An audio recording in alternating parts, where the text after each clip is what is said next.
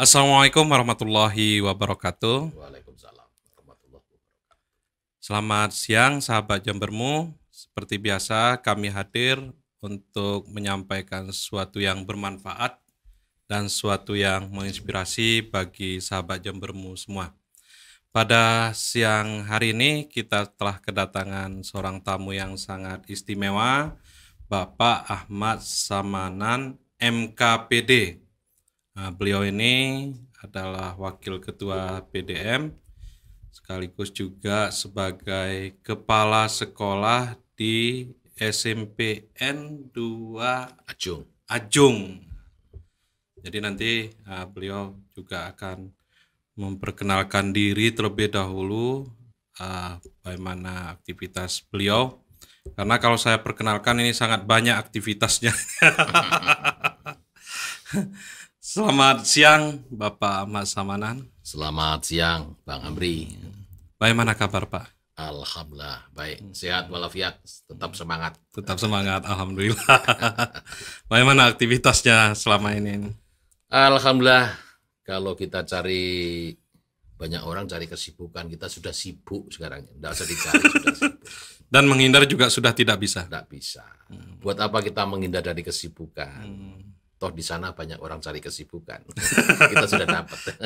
Dan kita perlu mensyukuri itu, Ya. Pak ya. Ini aktivitasnya tetap menjadi kepala sekolah ini, Pak ya.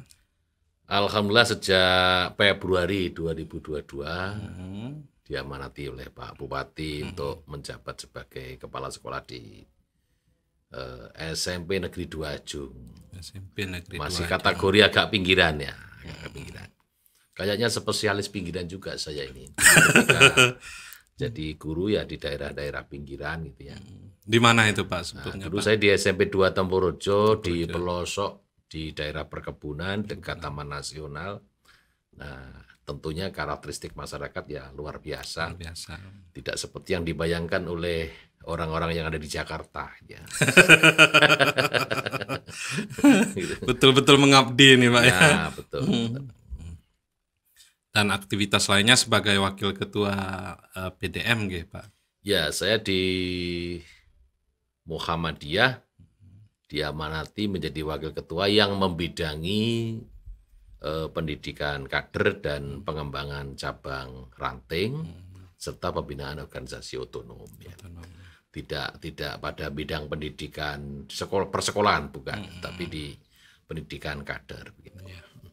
Dan sangat fenomenal sekali karena saya juga terlibat. Dulu pernah menjadi ketua PDPM atau Pemuda Muhammadiyah selama 2 periode. Betul Pak ya? Oh, ya itu nostalgia aja lah. Jadi sejak 90 saya ini aktif di Pemuda Muhammadiyah di cabang Batu Kebu. Sampai sekitar 2000-an ya. Kemudian setelah itu saya diamanati di PDPM, Pimpinan Daerah Pemuda Muhammadiyah Kabupaten Jember, hingga 2006, dua periode.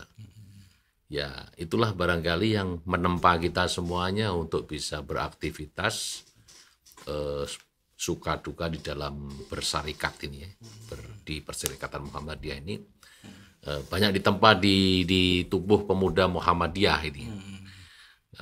Karena berorganisasi di Muhammadiyah itu kan ibarat orang mau bepergian itu mobilnya belum ada, bensinnya juga belum ada, tapi muatannya sudah ada. Ya.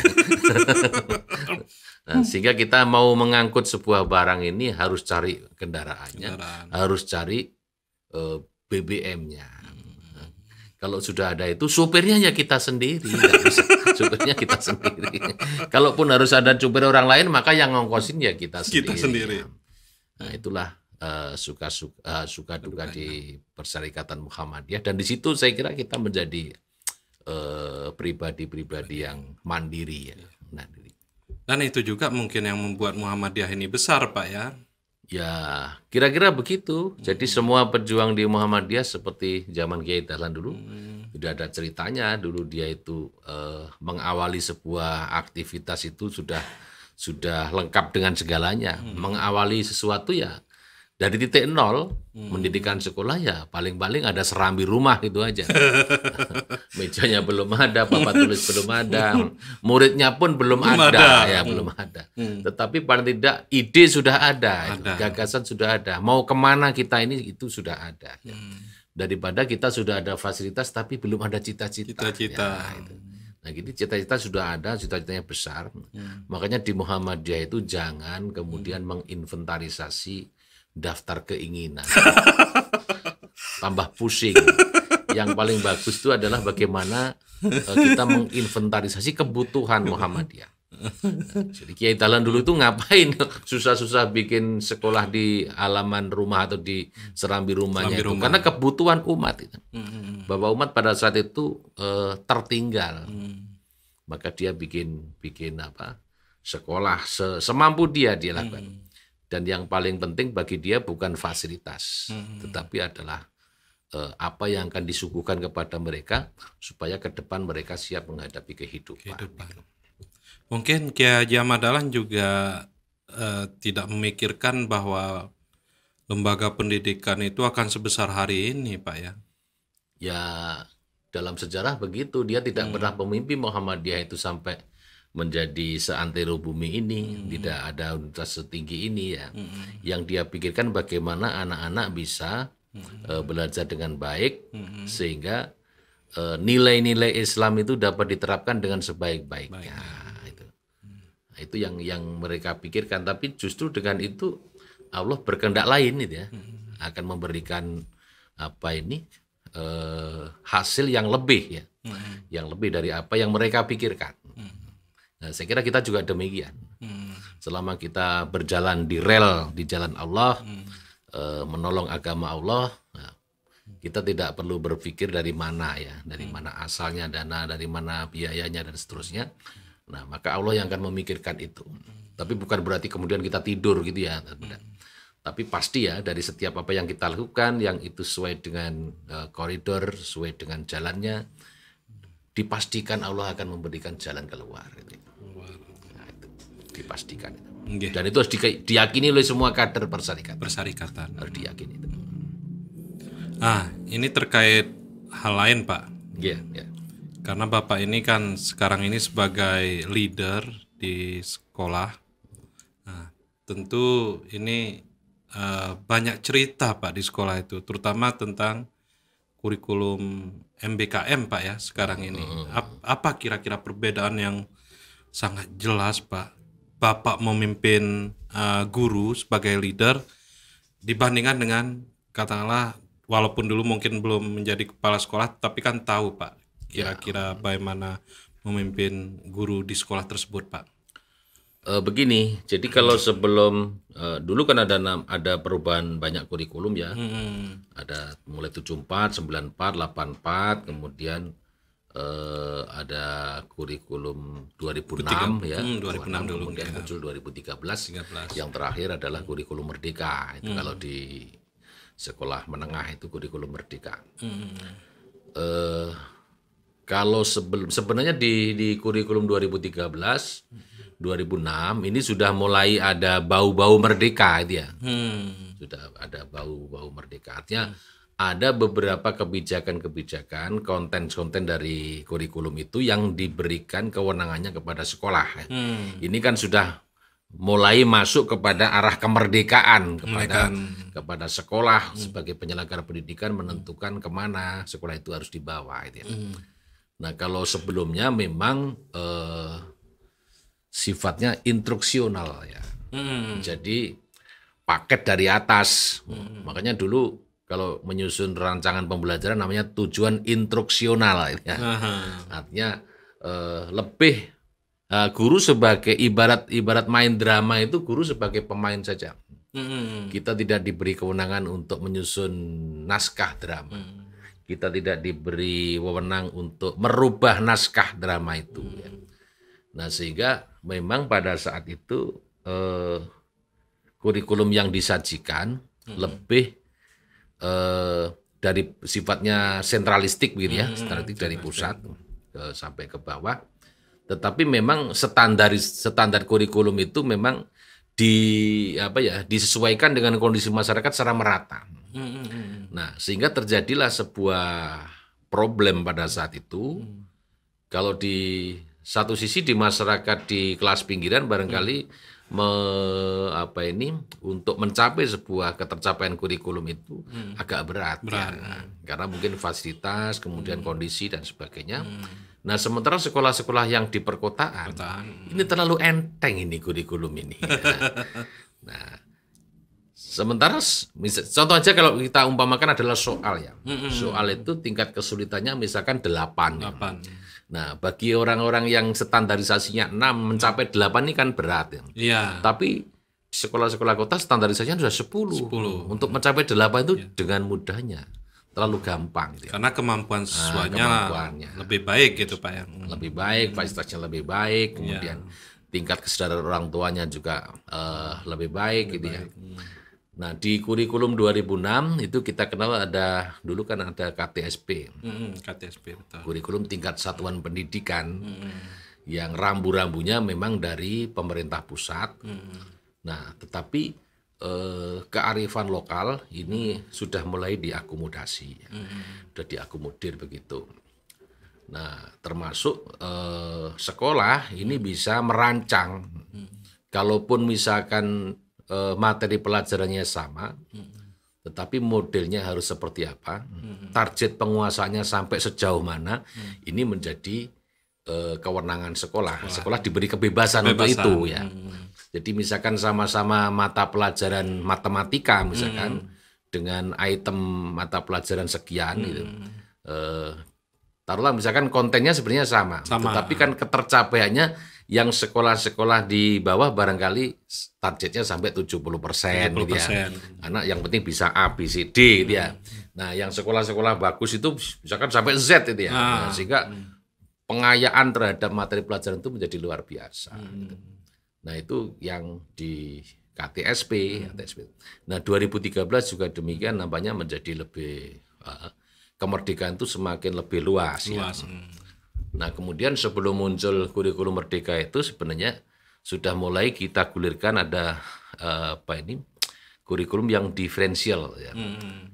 Artinya kurikulum yang memperhatikan perbedaan-perbedaan peserta didik. Baik itu dari sisi peserta didik itu sendiri, baik itu dari kondisi keberadaan orang tua, kemudian kondisi masyarakat ya. Karena mau tidak mau proses pendidikan itu sangat dipengaruhi oleh lingkungan keluarga dari orang tua, termasuk lingkungan masyarakat. Nah, ini maka ada diferensial. Nah, muncullah kemudian endingnya pada kurikulum yang merdeka. Nah, tetapi tidak boleh dipelesetkan merdeka ini, banyak orang yang melesetkan. Dulu kan waktu KTSP ada yang melesetkan kurikulum terserah panjenengan gitu ya. Kemudian merdeka ini namanya merdeka bebas lah, mau ngajar enggak bukan begitu.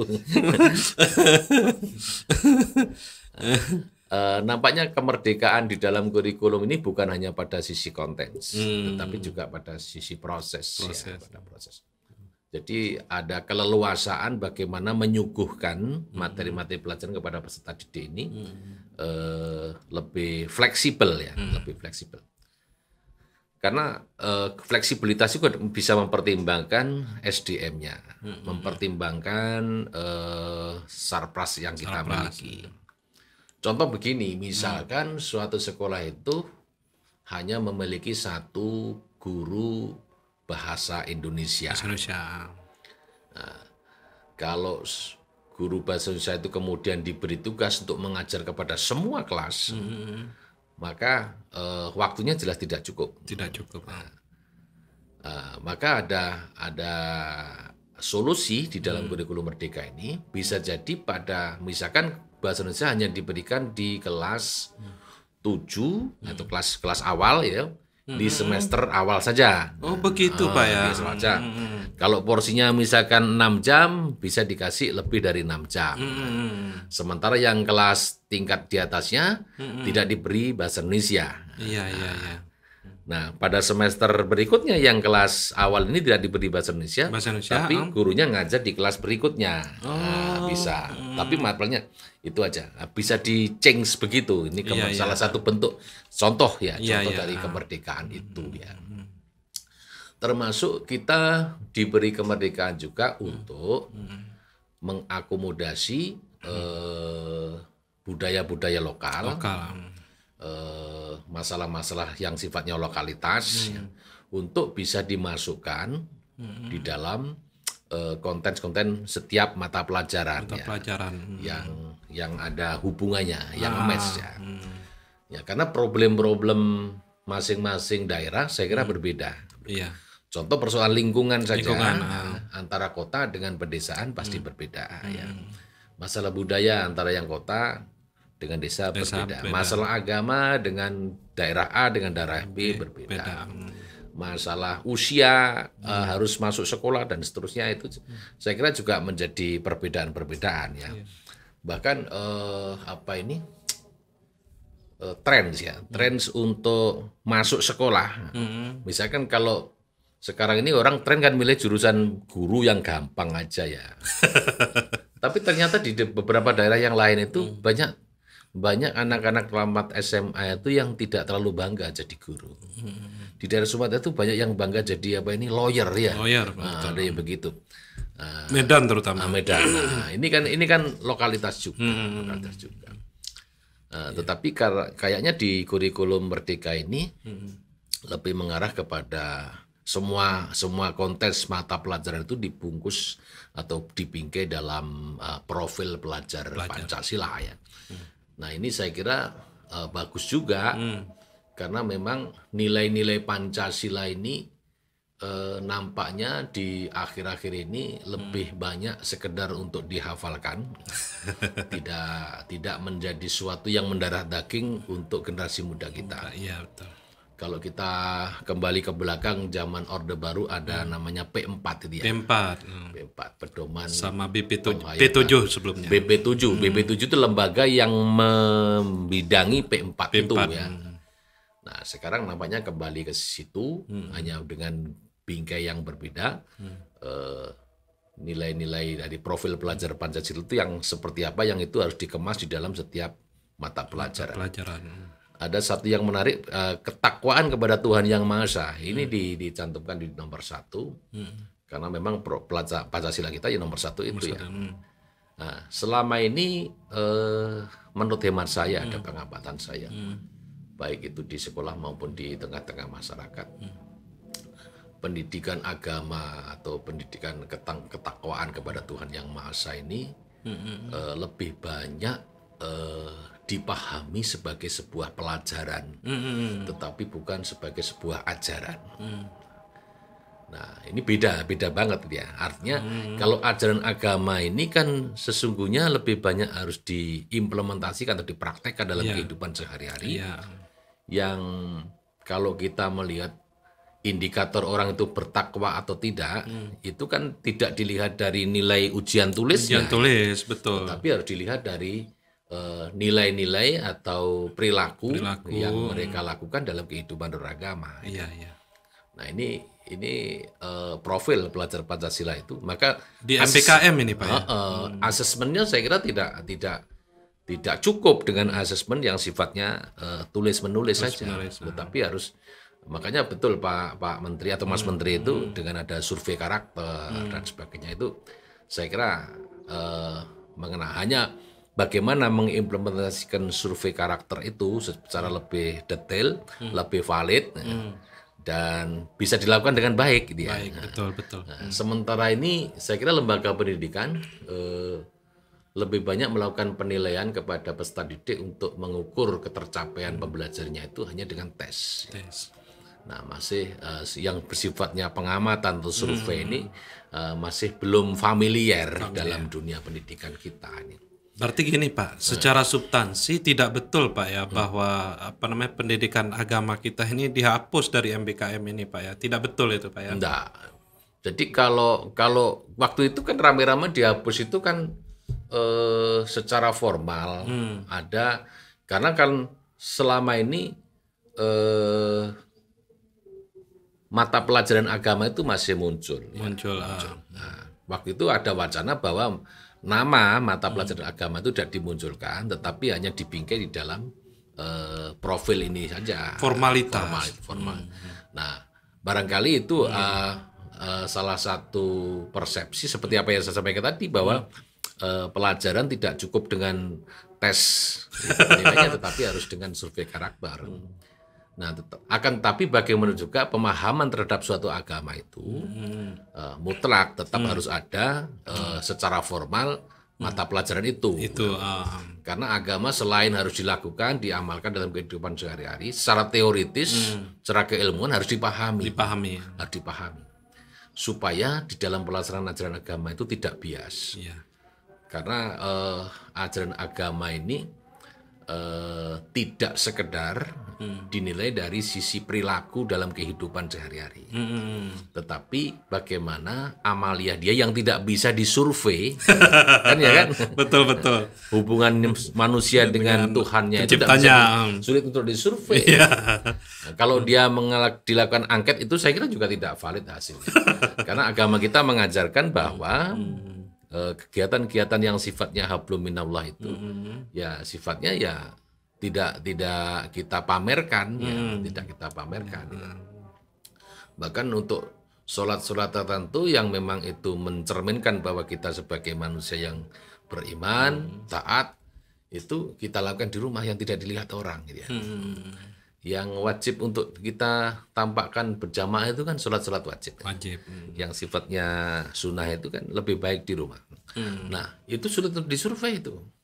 Disurvei. Apalagi sekolah mau mensurvei secara keseluruhan agak sulit juga. Karena kehidupan beragama itu tidak hanya di sekolah, tapi juga ada di rumah, di tengah masyarakat dan seterusnya. Tapi yang pasti berarti tujuannya baik, Pak ya. Bahwa mengukur siswa itu tidak hanya formalitas, tapi selain formalitas juga substansi, Pak ya, pelaksanaannya itu.